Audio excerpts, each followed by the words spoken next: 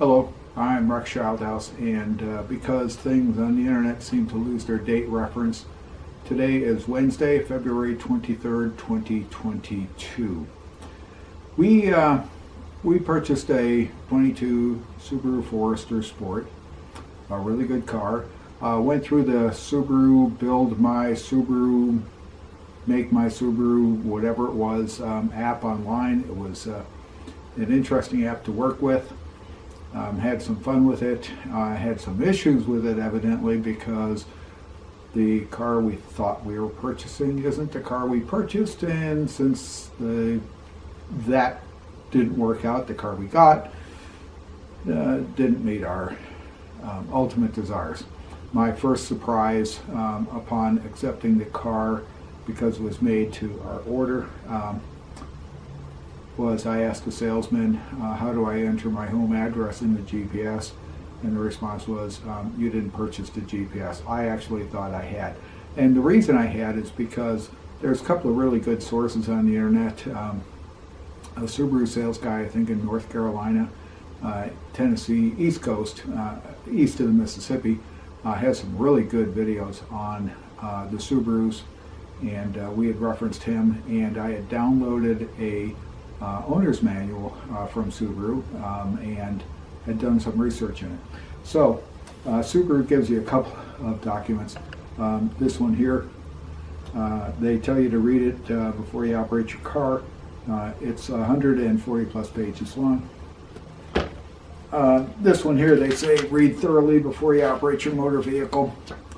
It's 500 plus pages long.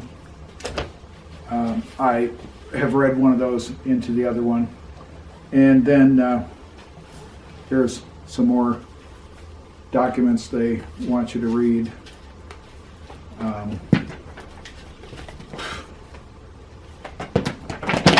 Okay, so with all of the research ahead of time, not having the GPS, not having drowser driver on the car, and I wanted them both for medical reasons, I was a bit surprised. Now, following the manuals, this ton of manuals, you're not supposed to mount anything on the windshield. You're not supposed to mount anything on the top surface of the dashboard, and you can't mount anything in the way of the airbags. And I think it has 9 airbags in it. So you're kind of constrained as to where you can put something. And that also couples with the state of California. You can't put it anywhere on your windshield anyways, except the lower left-hand corner or lower right-hand corner, and those are either 4x4 or 6x6 restrictions. So you're kind of stuck. So I had to create a problem. I had to create a solution to the problem, and I did. And what I did was I created this guy here. So this is going to go into the cubby hole underneath the entertainment system, underneath the information system. And this sits there and stays there, and it's going to be anchored. And then this slides into the receiver, and I'll show how all this works later on. This slides into the receiver so it can be removed and out of your way. And that's how that's going to sit. And when I grab my GPS, which is sitting over here, it slides into the slot, and I'm not looking at it real well. It slides into the slot, and it hangs, and it has access for the power cable, and this does not talk to the information system. And my cell phone can go in it, and that's my cell phone bracket. Pull off my cell phone, Galaxy Note 9, and that fits in it, and underneath you can still get the power cable into the cell phone, so it can talk to the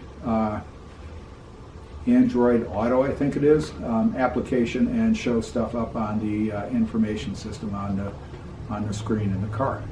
So this is the system I made to address the surprise that I got when I found out I did not buy the TomTom GPS navigation system, and to handle the restrictions from Subaru as to where I could and could not put things in the car.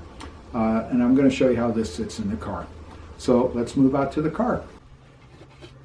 Okay, shooting this one-handed. It's installed. It's under the in the cubby hole underneath the environmental control system, the air conditioning system, whatever you want to call it. So here it is installed, and I can't say it's in an optimum position. That's the windshield. So my sun visor is up. I can't say it's in an optimal position, but I can't put anything on the dashboard. I can't put anything on the windshield. I can't put anything in front of this area here, so kind of stuck as to where I can put it, and this turned out to be the ideal situation. So the way this thing works is I can either lift it out like this and then have it clear and get it totally out of my way, so if I don't want it in the car at all, just pull that out, stick that back in. I can move it around, so when my wife's driving with me, she's normally the navigator. She can handle it. It's out of her way. Or I can focus it over towards me, whatever. Now, as I said, this is also set up for my cell phone. And the reason is my cell phone is now in the cubby hole. And so it talks to the information system, whatever the heck they call it, through Android Auto or whatever that app is. But at this point, it actually interferes with the gear shift. So we have some issues there. So if I'm not using my GPS and I want my cell phone there, I just take my GPS system out. I put this system in, and this, doing this all one-handed, sits in. And now my cell phone's in the holder. So I was faced with a problem. I created a solution. I'm pretty happy with the solution. And now, I made part of this in my workshop working with sheet metal, brass in particular. And I made part of this designing in my 3D printer software, Fusion 360, and now I can put my GPS back where it belongs, and now it's ready for my next adventure. So, surprise from the Subaru. Didn't have TomTom GPS installed, didn't have Drowsy Driver, both of which I desired, and mistake we can't correct, and I will show you an email I got from Subaru that's really interesting. So that's how I solved my problem. I contacted the selling person and got an answer that, really didn't get an answer. Got a response, but I can't really classify it as an answer. Contacted somebody else at the dealership. Got an answer. It didn't make much sense.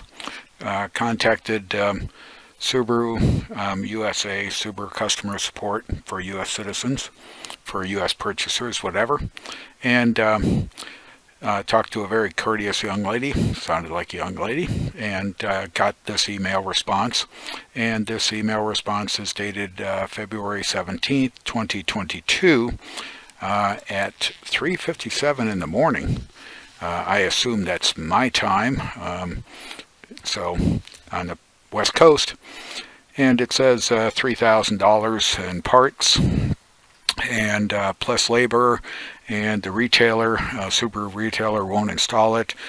It'll probably cause electrical problems. Those problems won't be covered under the warranty, blah, blah, blah, blah, blah. Don't recommend doing it, whatever else.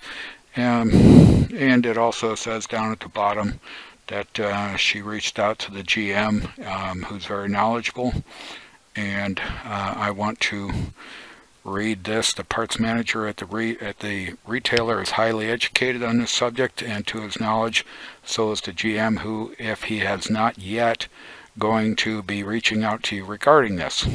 I hope this information helps, or my involvement is at least a stepping stone in the right direction to a flood of more information for you. So I solved the problem. today's close of business, 8 p.m. my time, February 23rd. Have yet to hear from the dealership since I received this email. So,